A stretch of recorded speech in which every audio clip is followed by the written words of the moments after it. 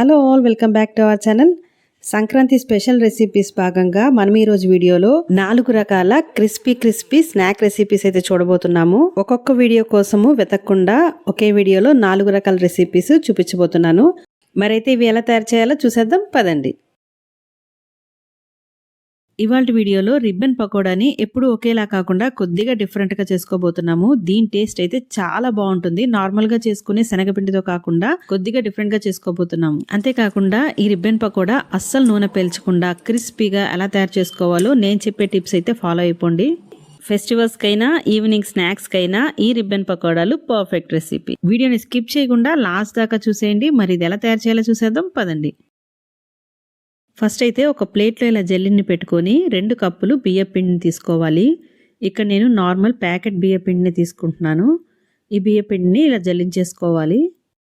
తర్వాత ఇదే కప్పుతో ఒక అరకప్పు వరకు శనగపిండిని కూడా వేసుకొని జల్లించుకుంటున్నాను. ఇలా జల్లించేసుకొని పక్కన పెట్టేసుకుందాము. తర్వాత ఒక మిక్సీ జార్లో అరకప్పు పుట్నాల పప్పుని మెత్తగా గ్రైండ్ చేసుకుంటున్నాను. ఇలా గ్రైండ్ చేసుకున్న పుట్నాల పప్పు పౌడర్ని కూడా వేసేసుకొని జల్లించేసుకోవాలి. ఇక్కడ ఇది మనకి ఒక అరకప్పు వరకు వచ్చింది. సో దీన్ని కూడా వేసుకొని జల్లించేసుకుంటున్నాము. మనం మిక్సీలో గ్రైండ్ చేసుకున్నాం కాబట్టి ఇలా వేస్ట్ అయితే వస్తుంది. దీన్ని తీసేద్దాము. మొత్తం అంతా కూడా ఒకసారి కలిపేసుకుందాము. ఇక్కడ మనము 2 కప్పులు బియ్యం పిండి, అరకప్పు శనగపిండి, అరకప్పు పుట్నాల పప్పు పిండి వేసుకున్నాము. తర్వాత సరిపడా సాల్ట్, అలాగే మీరు తినే స్పైసీనెస్ని బట్టి కారాన్ని కూడా యాడ్ చేసుకోండి. అలాగే ఒక చిటికెడు ఇంగువను కూడా యాడ్ చేసుకుంటున్నాను నేను ఇందులో. ఇంకా తెల్ల నువ్వుల్ని కూడా యాడ్ చేసుకుంటున్నాను 1 టేబుల్ స్పూన్ వరకు. మీరు కావాలనుకుంటే వామునన్నా యాడ్ చేసుకోవచ్చు. మొత్తం కూడా ఒకసారి బాగా కలిపేసుకోవాలి.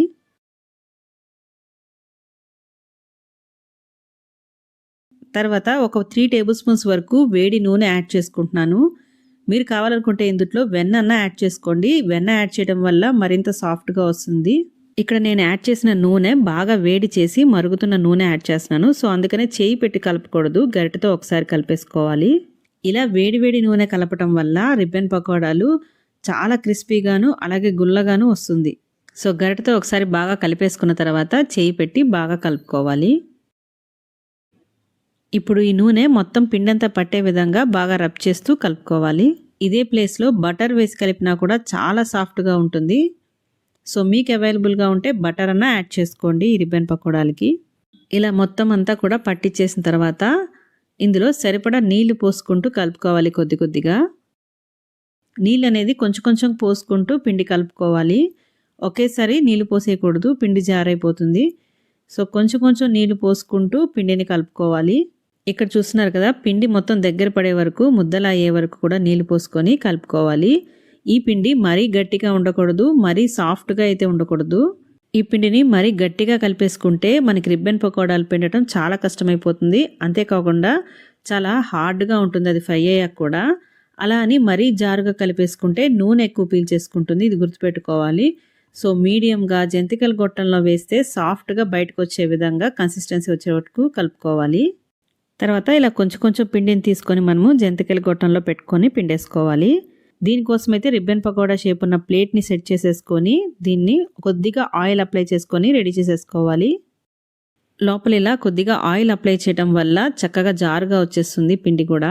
ఇలా కొద్దిగా పిండిని తీసుకొని జంతికల గొట్టంలో అరేంజ్ చేసుకోవాలి. ఇందులో ఫుల్గా పెట్టి పిండితే చాలా కష్టమైపోతుంది పిండటం. సో హాఫ్ వరకే పెట్టుకొని పిండుకోవాలి. చూస్తున్నారు కదా, ఇలా మనం పిండితే చక్కగా సాఫ్ట్గా బయటకైతే రావాలి. సో పిండి కన్సిస్టెన్సీ అలా ఉండేటట్టు కలుపుకోవాలి. ఒకవేళ ఇలా పిండుతుంటే టైట్గా ఉంటే రాకపోతే ఇంకొంచెం వాటర్ వేసుకొని పిండిని కలుపుకోండి. నెక్స్ట్ స్టవ్ మీద కడాయి పెట్టుకొని అందులో డీప్ ఫ్రైకి సరిపడా నూనె పోసుకొని రెడీ చేసుకోవాలి.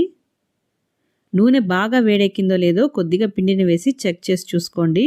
నూనె బాగా వేడెక్కిన తర్వాతనే మనం ఈ రిబ్బన్ పకోడాలను అయితే పిండుకోవాలి. అది గుర్తుపెట్టుకోవాలి. బాగా మరుగుతున్న నూనెలో ఇలా పిండుకుంటేనే మనకి రిబ్బన్ పకోడాలు మంచి గుల్లగా వస్తాయి. సో ఈ విధంగా మొత్తం కూడా పిండేసుకోవాలి. ఇలా స్టవ్ని హై ఫ్లేమ్లో ఉంచి వీటిని అయితే ఫ్రై చేసుకోవాలి. సో కొద్దిగా ఫ్రై అయిన తర్వాత మీడియం ఫ్లేమ్లోకి అడ్జస్ట్ చేసుకోవచ్చు. అలాగే వేసిన వెంటనే గరిటె పెట్టి తిప్పకూడదు. ఒకవైపు బాగా ఫ్రై అయిన తర్వాతే రెండో వైపుకి టర్న్ చేసుకోవాలి. ఇవి బాగా ఫ్రై అయినాయి అని తెలియడానికి ఇలా నురగంతా కొంచెం తగ్గిపోయింది చూడండి. నూనె కామ్గా అయిపోతే ఇలా నురగలు తగ్గిపోతే ఇది ఫ్రై అయిపోయినట్టే. కాబట్టి ఇలా నురగ కొద్దిగా తగ్గిన తర్వాత చక్కగా మంచి కలర్ వచ్చిన తర్వాత వీటిని ఇంకా తీసేసుకోవటమే. ఇలా ఫైనల్గా కొద్దిగా కరివేపాకును కూడా వేసుకొని వేయించుకుంటే మనకి కమ్మగా ఉంటుంది ఫ్లేవర్ అయితే. సో ఇక్కడ నేను కొద్దిగా ఒక రెమ్మ కరివేపాకు కూడా వేసుకొని వేయించేసుకొని ఫ్రై అయిన తర్వాత తీసేసుకుంటున్నాను. ఇప్పుడు వీటిల్ని ఒక టిష్యూ పేపర్ మీద పెట్టేసుకుంటే ఆయిల్ ఏమైనా ఉన్నా కూడా వచ్చేస్తుంది ఎక్స్ట్రా.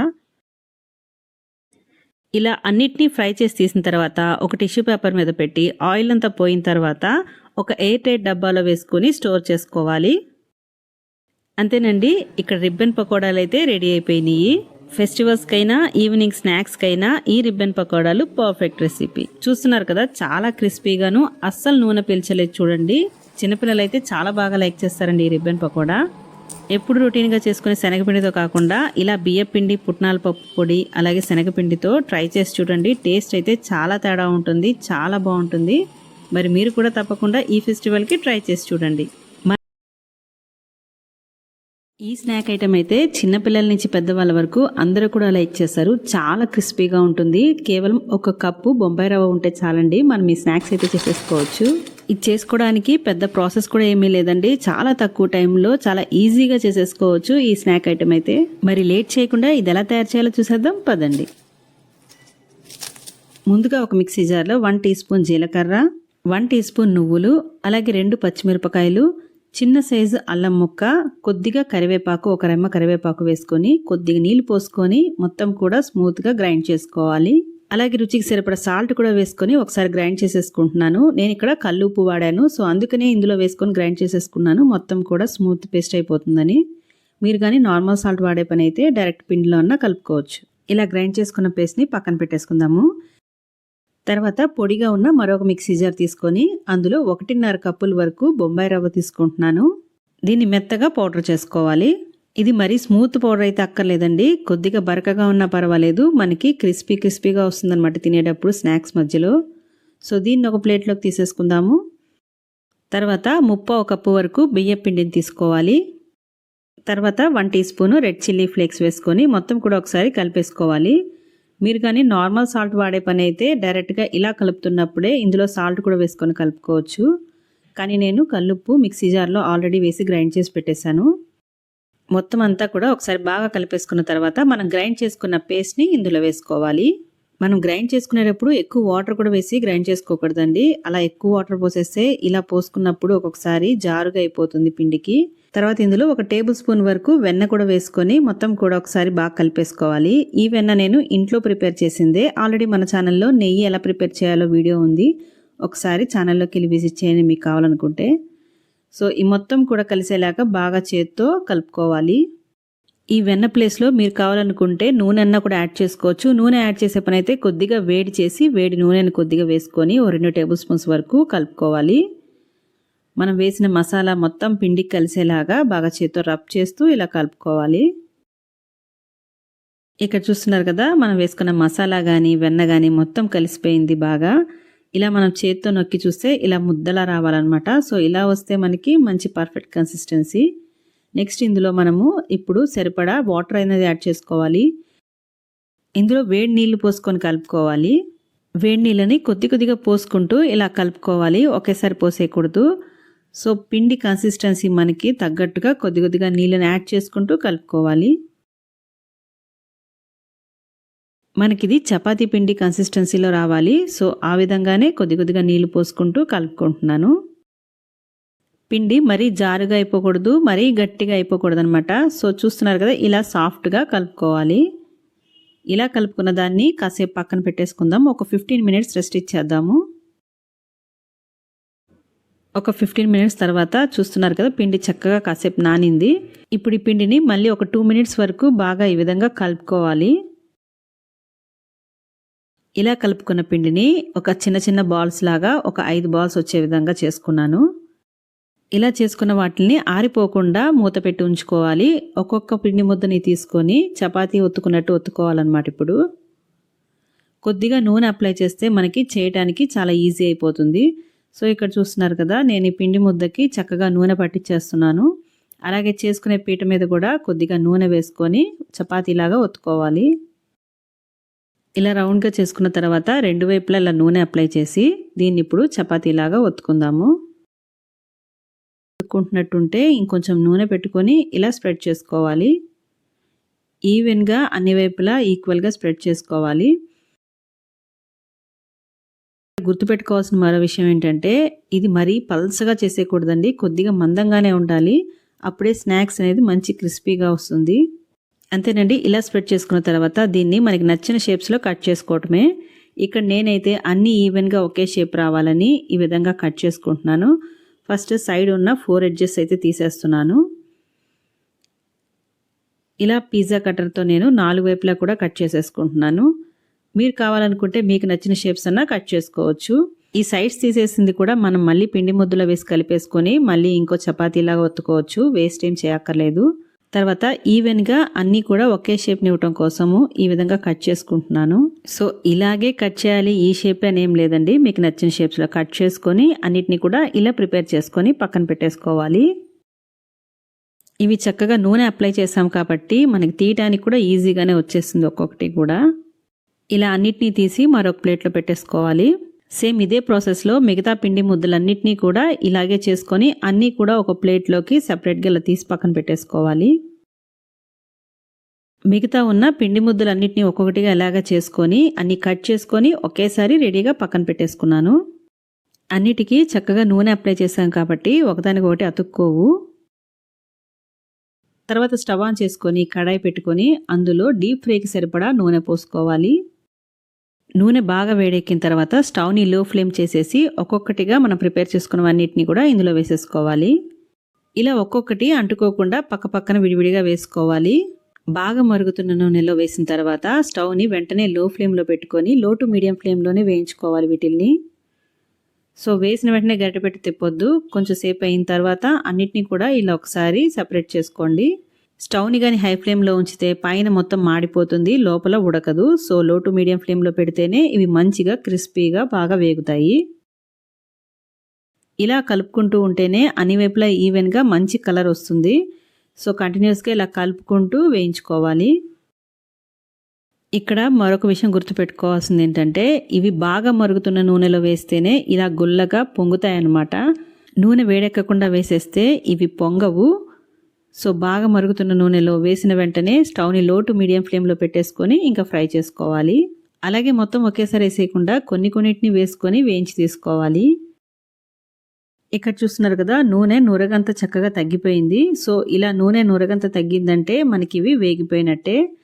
సో వీటిని ఇంకా మనం తీసేసుకోవచ్చు. ఇలా మంచి గోల్డెన్ బ్రౌన్ కలర్ వచ్చిన తర్వాత వీటిని ఒక స్ట్రైనర్లో తీసేసుకోవాలి. ఇలా తీసుకున్న వాటిని ఒక టిష్యూ పేపర్ మీద పెట్టుకుంటే ఎక్స్ట్రా ఏమైనా ఆయిల్ ఉంటే ఎక్సెస్గా వచ్చేస్తుంది. సో మిగతా వాటిలన్నిటినీ కూడా సేమ్ ఇదే ప్రాసెస్లో అన్నిటినీ వేయించి తీసుకోవాలి. అంతేనండి, వితిన్ మినిట్స్లోనే మనకి స్నాక్స్ అయితే రెడీ అయిపోయింది. చూస్తున్నారు కదా ఇంట్లోనే తక్కువ ఖర్చుతో మనం ఈజీగా ఇలా స్నాక్స్ అయితే ప్రిపేర్ చేసేసుకోవచ్చు. ఇవైతే మనకి 15 days వరకు కూడా స్టోర్ ఉంటుంది. ఒక 8 డబ్బాలో వేసుకుంటే మనకి చాలా రోజులు కూడా ఫ్రెష్గా ఉంటుంది. ఇక్కడ చూస్తున్నారు కదా లోపల కూడా ఎంత గుల్లగా వచ్చిందో. ఇందాక నేను చెప్పినట్టు వేడివేడి నూనెలో వేస్తేనే ఇక్కడ చూస్తున్నారు కదా ఇలా గుల్లగా వస్తుందన్నమాట.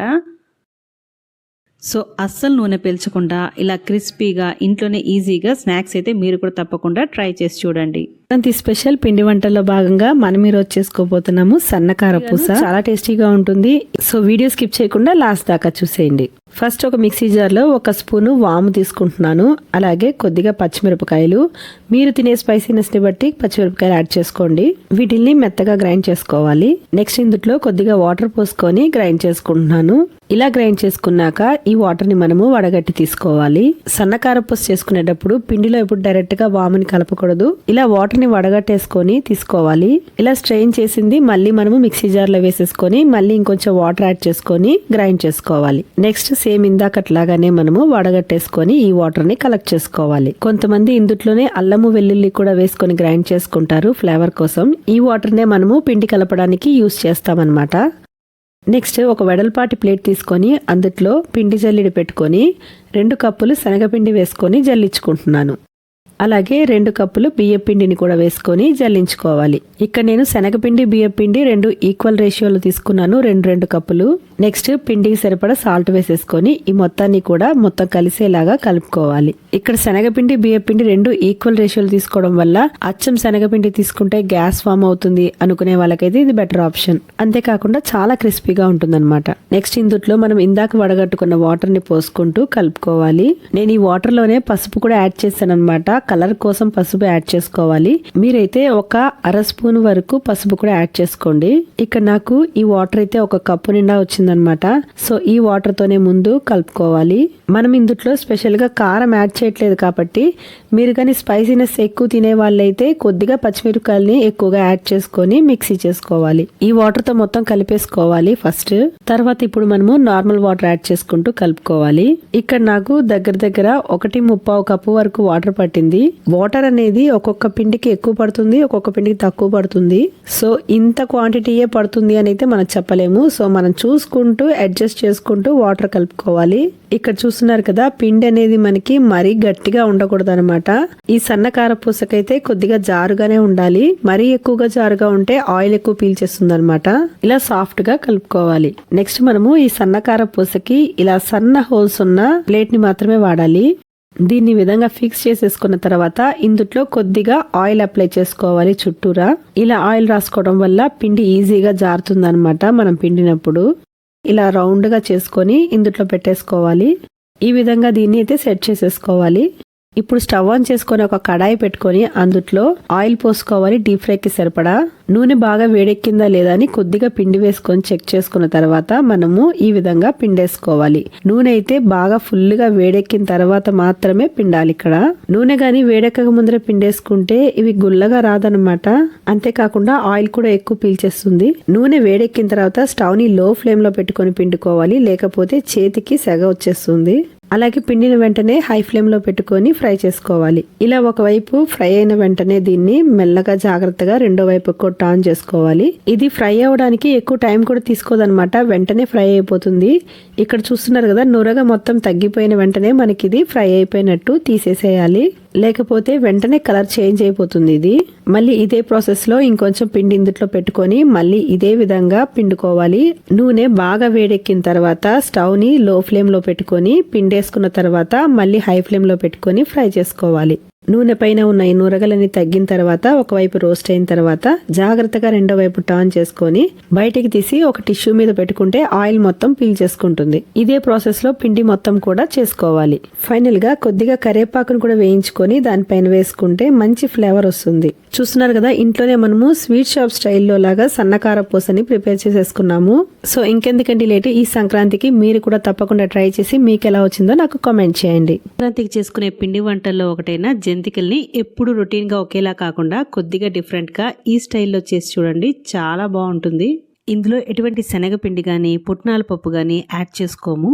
రొటీన్ గా చేసుకునే జంతికలకి దీనికి టేస్ట్ వైజ్ లో చాలా డిఫరెన్సే ఉంటుంది. చాలా క్రిస్పీగాను టేస్టీగా ఉండే ఈ జంతికల్ని మనము కొబ్బరి పాలతో చేసుకోబోతున్నాము. మరైతే ఈ సంక్రాంతికి రొటీన్ గా చేసుకునే జంతికలు కాకుండా ఆ ప్లేస్ లో ఒక్కసారి ఇది కూడా ట్రై చేసి చూడండి.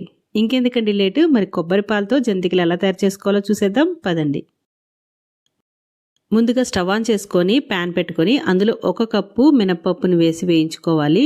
స్టవ్ని లో టు మీడియం ఫ్లేమ్లో పెట్టుకొని గోల్డెన్ బ్రౌన్ కలర్ వచ్చేంత వరకు కూడా వేయించి తీసుకోవాలి. ఇది కంప్లీట్గా చల్లారనివ్వాలి. మినపప్పు పూర్తిగా చల్లారిపోయిన తర్వాత దీన్ని మిక్సీ జార్లోకి తీసుకొని మెత్తటి పౌడర్ లాగా గ్రైండ్ చేసుకోవాలి. ఇలా గ్రైండ్ చేసుకున్న మినపప్పు పౌడర్ని ఇలా జల్లిచ్చేసుకోవాలి. మనం మిక్సీ జార్లో గ్రైండ్ చేసుకున్నాము కాబట్టి ఏమన్నా పప్పు నలగకుండా ఉంటే అది ఇలా స్ట్రైనర్లో వచ్చేస్తుంది. సో మనకి ఇక్కడ ఇలా స్మూత్ పౌడర్ అయితే తీసుకోవాలి. దీనికి తర్వాత 1 కప్పు వరకు పచ్చి కొబ్బరిని గ్రైండ్ చేసుకోవాలి. ఇందులో ఒక అరకప్పు నీళ్లు పోసుకొని ఒకసారి గ్రైండ్ చేసేసుకోవాలి. ఇలా గ్రైండ్ చేసేసుకున్న తర్వాత ఇందులో మరొక కప్పు వరకు నీళ్లు పోసుకొని బాగా స్మూత్ పేస్ట్ అయ్యేలాగా గ్రైండ్ చేసుకోవాలి. నెక్స్ట్ దీన్ని స్ట్రైనర్లో వేసుకొని మనము కొబ్బరి పాలు తీసుకోవాలి. ఇలా స్ట్రెయిన్ చేస్తే వచ్చిన కొబ్బరి పాలని పక్కన పెట్టేసుకుందాము. తర్వాత దీన్ని మరొకసారి గ్రైండ్ చేసుకుందాము. ఇందులో మరొక కప్పు వరకు నీళ్లు పోసుకొని మళ్ళీ ఒకసారి గ్రైండ్ చేసుకోవాలి. దీన్ని కూడా మళ్ళీ సేమ్ ప్రాసెస్ ఇందాకట్లాగానే స్ట్రెయిన్ చేసేసుకోవాలి. ఇది మనకి కొద్దిగా పల్చగా వస్తుంది ఫస్ట్ దానికన్నా కూడా. ఇలా వచ్చిన వేస్ట్ని ఎందులో అన్నా కర్రీస్లో యూస్ చేసుకోవచ్చు. ఇక్కడ మనకి పల్చటి కొబ్బరి పాలు అలాగే చిక్కగా ఉన్న కొబ్బరి పాలు 2 తీసుకొని పెట్టుకున్నాము. ఇవి రెండింటిని పక్కన పెట్టేసుకుందాము. తర్వాత ఇందాక జల్లించి పెట్టుకున్న మినపప్పు పౌడర్లోనే 4 కప్పుల బియ్యపిండి తీసుకోవాలి. తర్వాత రుచికి సరిపడా సాల్ట్ వేసుకోవాలి. అలాగే 2 టీ స్పూన్స్ వరకు నువ్వుల్ని వేసుకోవాలి. నేను ఇక్కడ నల్ల నువ్వుల్ని యూజ్ చేస్తున్నాను. తర్వాత 3 టేబుల్ స్పూన్స్ వెన్న వేసుకోవాలి. నేను ఇక్కడ ఇంట్లో ప్రిపేర్ చేసుకున్న వెన్నను వేసుకుంటున్నాను. మీరు కావాలనుకుంటే ఈ వెన్న ప్లేస్లో వేడి నూనెనన్నా కూడా యాడ్ చేసుకోవచ్చు. కానీ ఇలా వెన్న యాడ్ చేసుకోవడం వల్ల చాలా క్రిస్పీగా వస్తాయి. ఇప్పుడు ఈ మొత్తం కూడా కలిసేలాగా బాగా చేత్తో రబ్ చేస్తూ కలుపుకోవాలి. ఇక్కడ చూస్తున్నారు కదా, ఇలా పిండి పట్టి చూస్తే ముద్దలా అయ్యేటట్టు ఉండాలి. నెక్స్ట్ ఇందులో మనం గ్రైండ్ చేసి పెట్టుకున్న కొబ్బరి పాలని తీసుకోవాలి. ఫస్ట్ ఇక్కడ నేను చిక్కగా తీసుకున్న కొబ్బరి పాలని యాడ్ చేసుకుంటున్నాను. ఇలా కొంచెం కొంచెం పోసుకుంటూ పిండిని కలుపుకోవాలి. ఇలా ఫస్ట్ చిక్కగా తీసుకున్న కొబ్బరి పాలని మొత్తం కూడా వేసుకొని కలిపేసుకున్న తర్వాత సెకండ్ టైం తీసుకున్న కొంచెం పల్చగా ఉన్న కొబ్బరి పాలని కూడా పోసుకుంటూ కలుపుకోవాలి. ఇలాగే కొంచెం కొంచెంగా యాడ్ చేసుకుంటూ పిండి మొత్తం కూడా ముద్దలా అయ్యే వరకు కూడా కలుపుకోవాలి. ఈ కొబ్బరి పాలలో అడుగున ఇలా నల్లగా వస్తుంది కదండి, సో దీన్ని మాత్రం యాడ్ చేయకుండా పక్కన పెట్టేసుకుందాము. మొత్తం పిండి మొత్తం దగ్గర పడే వరకు కూడా బాగా కలుపుకోవాలి. ఒకవేళ మీరు తీసుకున్న కొబ్బరి పాలు కానీ చాలకపోతే ఇందులో కొంచెం నీళ్ళు యాడ్ చేసుకొని మొత్తం ముద్దలు అయ్యేలాగా కలుపుకోవాలి. ఒకవేళ పిండి జారుగా అయిపోతుంది అనుకుంటే కొబ్బరి పాలని మిగిల్చేసుకోవచ్చు. మనమైతే ఇక్కడ పిండి కన్సిస్టెన్సీ చూసుకుంటూ కలుపుకోవాలి. పిండి మనకి మరీ టైట్గా ఉండకూడదు, అలాగని మరీ లూజ్గా ఉండకూడదు అనమాట. సో మీడియంగా ఈ విధంగా కలుపుకున్న తర్వాత చిన్న చిన్న ఉండల్లా చేసుకొని పక్కన పెట్టుకోవాలి. తర్వాత జంతికల కొట్టంలో ఈ షేప్ ప్లేట్ పెట్టేసుకొని మొత్తం కూడా ఒకసారి నూనె అప్లై చేసేసుకున్న తర్వాత ఈ పిండి ముద్దను పెట్టుకొని మనము ప్రెస్ చేసుకోవటమే. ఇంకా ఈ మిగిలిన పిండి ఆరిపోకుండా కవర్ చేసి పెట్టుకోవాలి. ఈ జంతికలు నూనెలో వేయడానికి ఈజీగా ఏదైనా ఒక గరిటె మీద కానీ ప్లేట్ మీద కానీ లేకపోతే బటర్ పేపర్ మీద కానీ ఇలా చుట్టేసుకోవాలి. ఫస్ట్ నేనైతే ఇక్కడ గరిటెకి వెనక వైపు ఇలా తిప్పి చుట్టేసుకుంటున్నాను. నూనెలో వేయడానికి కొంచెం ఈజీగా ఉంటుంది. అలాగే ప్లేట్ వెనక వైపు కూడా వేసుకోవచ్చు. ఇక్కడ చూపిస్తున్నారు కదా ఈ విధంగా. లేదంటే అన్నీ కూడా ఒక బటర్ పేపర్ మీద వేసుకొని కూడా ఈజీగా వేసేసుకోవచ్చు నూనెలో. మనకి పిండి కన్సిస్టెన్సీ ఇలా పిండుతుంటే ఈజీగా మనకి జంతికల కొట్టంలో నుంచి పిండి బయటికి రావాలి. ఆ విధంగా ఉండాలి కన్సిస్టెన్సీ. ఒకవేళ పిండుతుంటే మరీ గట్టిగా అనిపిస్తే పిండి ముద్దలో ఇంకొంచెం నీళ్ళు యాడ్ చేసుకొని కలుపుకొని చేసుకోవాలి. తర్వాత స్టవ్ ఆన్ చేసుకొని డీప్ ఫ్రైకి సరిపడా నూనె పోసుకొని నూనె బాగా కాగిందో లేదో ఒక చిన్న పిండి ముద్ద వేసి చూసి చెక్ చేసుకున్న తర్వాత బాగా మరుగుతున్న నూనెలో వీటిని వేసుకోవాలి. ఇలా ఒక్కొక్క దాన్ని చేత్తో వేయటం భయం అనుకుంటే డైరెక్ట్గా ఇలా గరిటెని వెనక్కి తిప్పుకుంటే ఇవి ఇందులో డైరెక్ట్గా పడిపోతాయి. ఇలా అన్నా వేసుకోవచ్చు. ఒకదాని మీద ఒకటి వేయకుండా కొద్దిగా గ్యాప్ ఇచ్చి పక్క పక్కన వేసుకోవాలి. ఇవి కొంచెం వేగిన తర్వాత దీన్ని రెండో వైపుకి టర్న్ చేసుకోవాలి. స్టవ్ని మీడియం ఫ్లేమ్లో పెట్టుకొని వేయించుకోవాలి, లేకపోతే వెంటనే మాడిపోతుంది. ఇవి కలర్ అయితే వైట్గానే ఉంటుంది, ఎందుకంటే ఇందులో మనం అస్సలు కారం యాడ్ చేయలేదు. ఇలాగా ఈవెన్గా అన్ని వైపులా తిప్పుకొని మొత్తం కూడా రోస్ట్ అయ్యేలాగా వేయించుకోవాలి. స్టవ్ని మీడియం ఫ్లేమ్లో పెట్టుకొని మొత్తం కూడా నురగలు తగ్గేంత వరకు కూడా వేయించుకోవాలి. ఇవి వేగిపోయినాయి అని తెలియాలంటే నూనెలో నురగలు అనేది కొంచెం తగ్గిపోతుంది. సో అలా కామ్ అయిపోయినప్పుడు ఇవి వేగిపోయినట్టే. వీటిని ఇంకా తీసేసుకోవచ్చు. ఇక్కడ చూస్తున్నారు కదా, నూనె అనేది నురగ పూర్తిగా తగ్గిపోయింది. సో దీన్ని స్ట్రైనర్లో తీసేసుకుందాం. ఇంకా ఇందులో మనము అస్సలు కారం వాడలేదు, సో చిన్నపిల్లలు కూడా హ్యాపీగా తినేసేయచ్చు దీన్ని. అంతేనండి, కొబ్బరి పాలతో జంతికలు అయితే చేసేసుకున్నాము. సేమ్ ఇదే ప్రాసెస్లోనే మిగతా పిండిని కూడా చేసుకోవటమే. ఇంకా ఈ సంక్రాంతికి రొటీన్గా చేసుకునే జంతికలు కాకుండా ఇలా కొబ్బరి పాలతో జంతికలను మీరు కూడా ట్రై చేసి చూడండి. ఈ జంతికలు తింటుంటే కొబ్బరి ఫ్లేవర్తో చాలా టేస్టీగా ఉంటుంది. అంతేనండి, క్రిస్పీ కొబ్బరి జంతికలు అయితే చేసేసుకున్నాము. మరి వీడియో నచ్చితే వీడియోని లైక్ చేయండి. అలాగే మరిన్ని రెసిపీస్ కోసం మన ఛానల్ని సబ్స్క్రైబ్ చేసుకోండి. అంతేకాకుండా ఈ వీడియో గురించిన మీ ఒపీనియన్ని కమెంట్ చేయండి. ఇంకా మరిన్ని సంక్రాంతి స్పెషల్ పిండి వంటలు అయితే మన ఛానల్లో ఆల్రెడీ నేను పోస్ట్ చేశాను. మీరు కానీ చూడకపోతే ఒక్కసారి ఛానల్లోకి విజిట్ చేసి చూడండి. మరో ఇంట్రెస్టింగ్ రెసిపీతో మళ్ళీ కలుసుకుందాం. Thank you for watching. Have a nice day.